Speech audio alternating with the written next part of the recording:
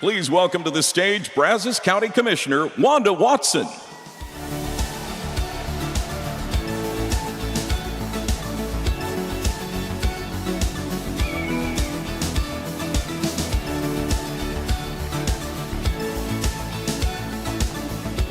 Good morning, Texas Democrats.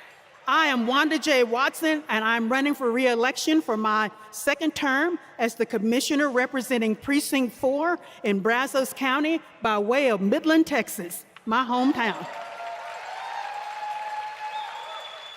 For those who aren't sure where Brazos County is, we're the home of Texas A&M University, which is celebrating its 150th anniversary this year. According to TexasDemographic.com, in 2026, Brazos County is the 23rd most populous of Texas' 254 counties. So the county is growing. So while we still have a rural feel, and certainly so when compared to Harris, Dallas, Tarrant County, Bexar County, and Travis County, from a governmental standpoint, we can no longer rest on our rural roots.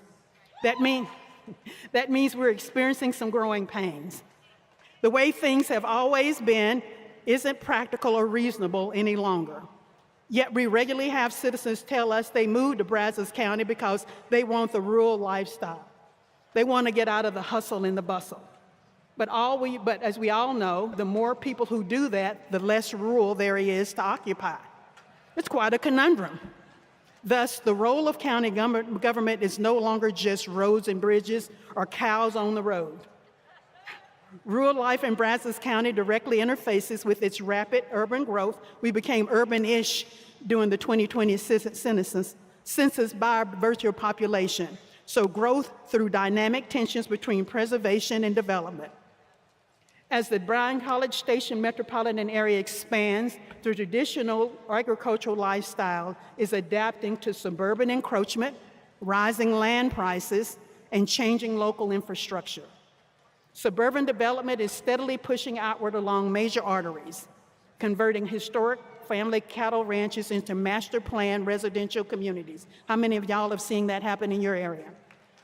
The high demand for housing from a growing university population in Brazos County and the retirees who are retiring, coming back to Mecca, as I call it, driven up by land costs, making it increasingly difficult for the next generation of farmers to purchase rural agricultural tracts. Two-lane rural farm-to-market roads now experience heavy commuter traffic. Y'all know what that's like, leading to ongoing expansions that alter the quiet country landscape. We had an issue last year where the county was involved in a study to determine whether a loop should be on the eastern part of the county. A grassroots group of residents attended Commissioner's Court every week, bringing their concerns about preserving their rural way of life. They hounded us and hounded us. I'm not ashamed to tell you that their argument prevailed and the county canceled the contract for the study. We listened. So that's not to say that at some point in the future, the state won't determine that a road is needed in that area. But for now, the people spoke, and their local government, the Commissioner's Court, listened.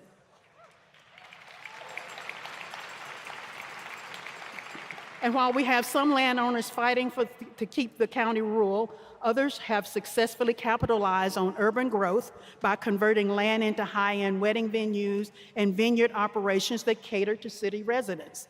So ask me about the life in Brazos County, and I'll tell you it's a mixed bag. We have extreme wealth, and we have extreme poverty. In particular, my precinct is the most culturally and economically diverse county in the precinct in the county.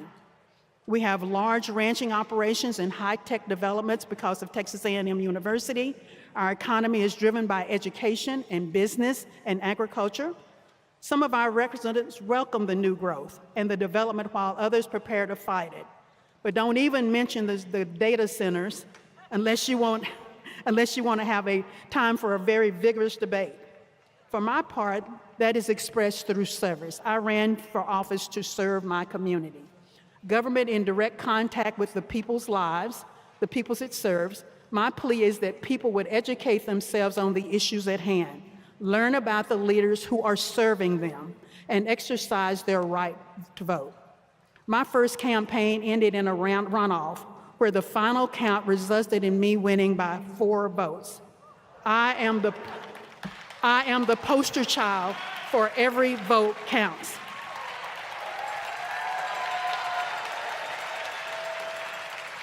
Now, I must say in this primary, though this time out, I won by 73%. And I do have a Republican opponent who is a veteran, who is coming hard, but I'm in it to win it. Anyway, so if you don't like what's happening with your government, vote for change. If you do like it, vote to keep good people in office. Whatever you do, vote. I will never tell someone how they should vote, only that they need their voices heard. At one time in my history, both my gender and the color of my skin would have kept me out of the voting booth. But courageous people fought for my right to vote, for your right to vote. We must teach the younger generations the importance of these hard-fought victories. We must educate them on the issues and the candidates and encourage them to exercise their right to vote. Our future depends on it. So Texas, we must turn Texas blue. So thank you all very much.